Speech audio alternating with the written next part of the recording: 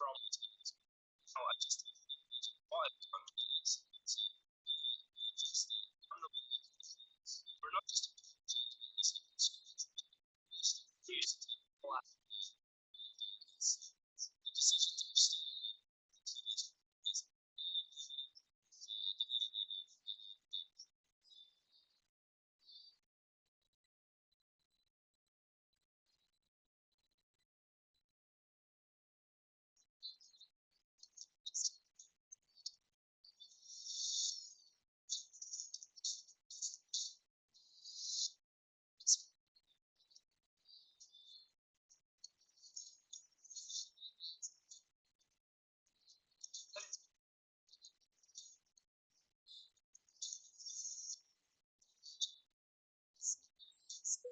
ready.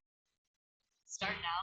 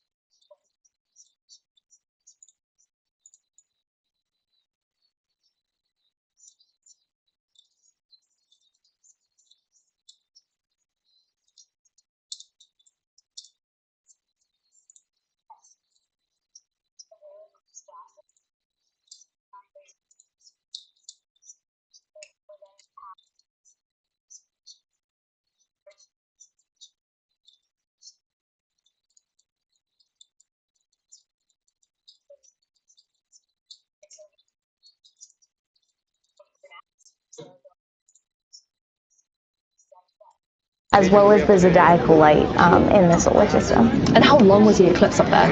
It's about 53 minutes long, so Wow. we got a much longer chance to look at that eclipse. Wow, what an opportunity. What was the day like for you in the SUR? It was a very exciting day. This was not something that we really knew exactly how it would be.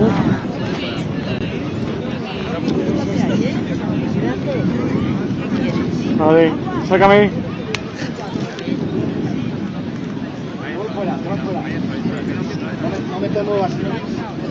No, ya, pero es que había un señor en medio. Búscame otra chica aquí. Estoy.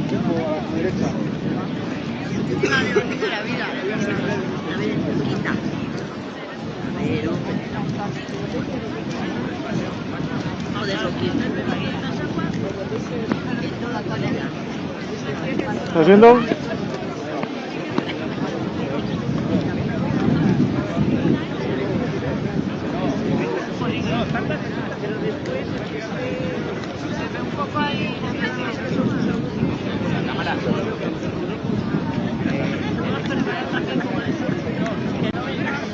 ¿Te puedo mover, Guille? Because this will be a new, unique viewing orientation as well. Wow, what an exciting few milestones to look forward to. Puedo. Well, Marie, thank you so much for joining us today. Thank you so much for having me. So if you've just joined us, take a look at these maps that we're showing you right now that's showing the path of the moon's shadow. You can see that it's close to reaching Iceland. We're about 5 minutes away from totality in Reykjavik. And over in Spain, you can see that we have about 45 minutes left until totality reaches them. So these are views from Villabado in Spain that we're seeing right now.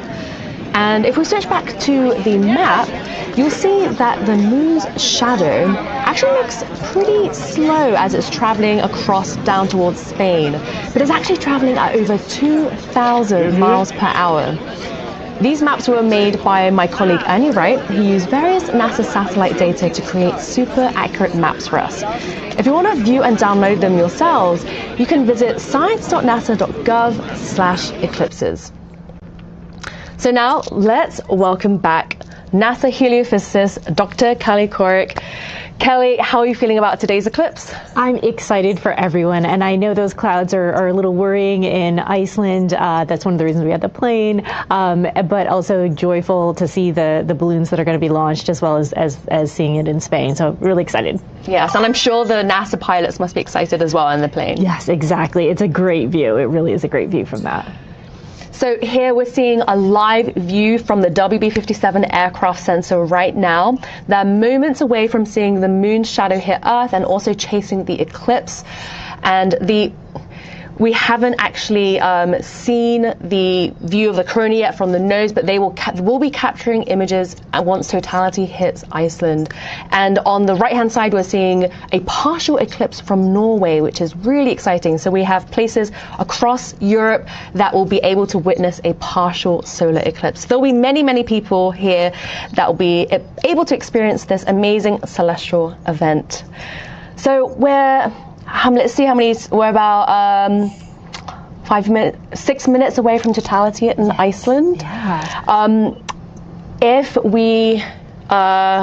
What do we expect to see right before totality? Right. So right before totality, we're in that partial eclipse that's going deeper and deeper, and you start to see things go dark. So even if there are clouds, it's going to get a little bit darker. The weather is going to drop too, because again, you've blocked out some of the sunlight, so you're going to get cooler. There's some wind that'll pick up. So the eclipses are really full body experiences.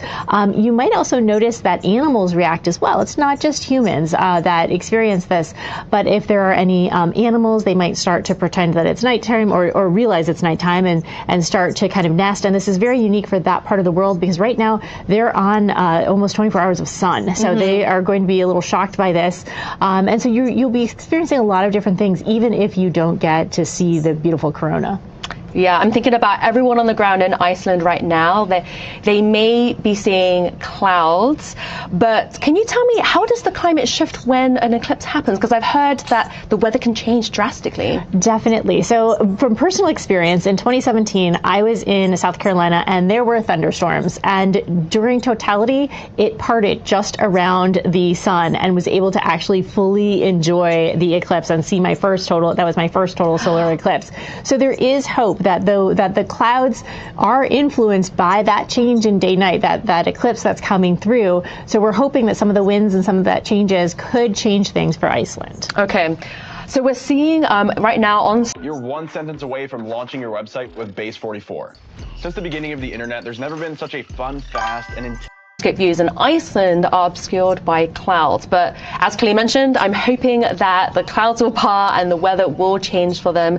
Anything can happen at this point, right? Right, anything can happen. And also, we'll talk about it a little later, but the balloon experiments, they are testing the atmosphere. The atmosphere of the Earth is still being affected, even if there is cloud cover, and that helps us with predicting weather models. So it's not just about the coronal science, which is something that I'm very passionate about, but it is also about understanding our planet and how it interacts with the sun and the light that we're getting from it. And you see, we're starting to see something in the WB57. It's getting very close. They were zooming in there, so that's Okay, wow. Okay, so everyone who's watching right now, the right-hand box, you will see the live views from the right-hand box.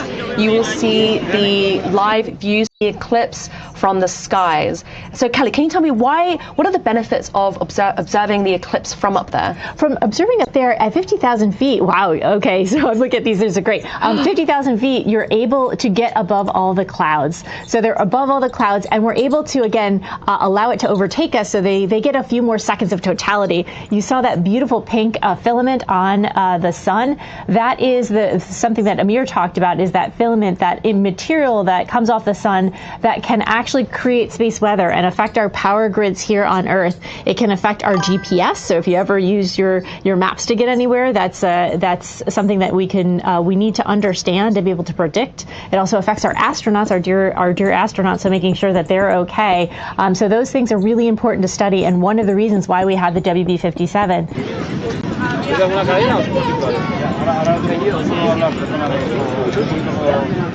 Estos son gafas de sol normales. Which is so exciting for them. So exciting, yes, definitely. And you are starting to see some of the what would be a diamond ring effect. So those little pink things that you're seeing, this is happens when light passes through the valleys of the moon. So you don't have a perfect circle in the moon. It has those craters, and there's that diamond ring effect. Oh, wow. So yeah, so just absolutely beautiful. And that's when you still should have your glasses on. And when that ends, that's when we're able to do it. And I want to comment, this is an experiment, right? And so this is part of the reason why we're seeing kind of the arrows or the crosshairs go in and out. We are real time, this is real time live. Yeah. How science happens is that we are trying to make sure to make adjustments and make sure we're getting an image. Wow. Yeah. So we are 7 seconds down to totality in Iceland. Experience on the ground. Please tag @NASA wherever you're watching. So we have a lot of questions coming in here from social media.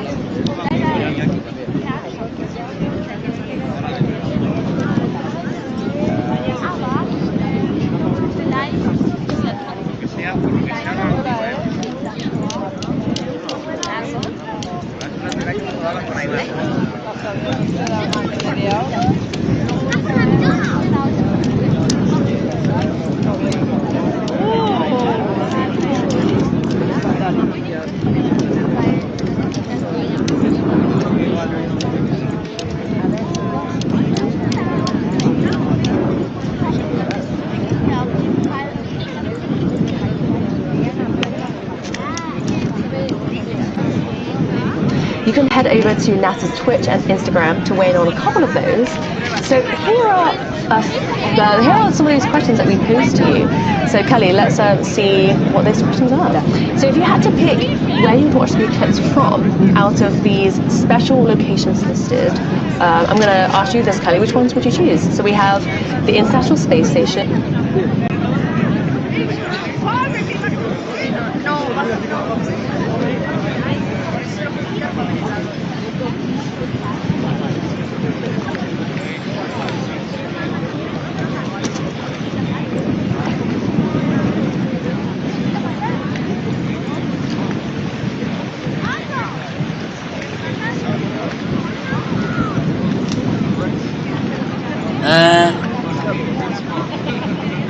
Não.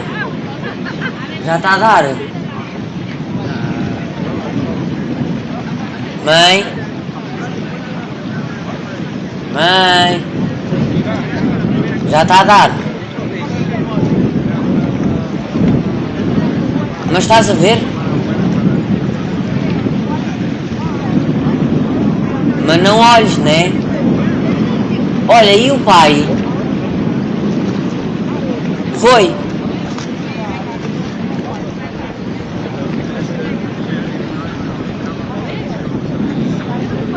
Sinceramente. Estupidez.